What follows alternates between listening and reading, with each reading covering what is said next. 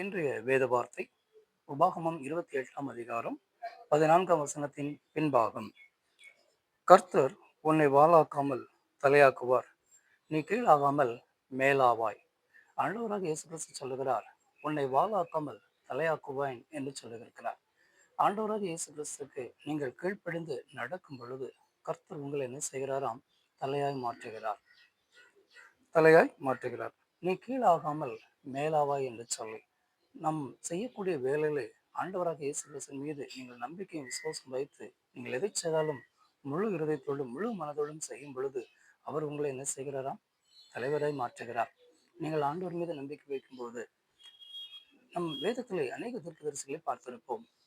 அதில் ஆண்டவராக இயேசு கிறிஸ்து இதில் யோசேப்பை குறித்து பார்க்கிறோம்.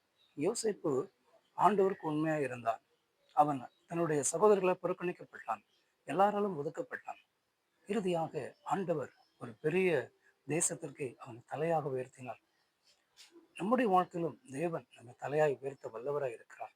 நீங்கள் அவருக்கு என்று சொல்லி உங்களை முழுவதும் ஒப்புக் கொடுங்கள்.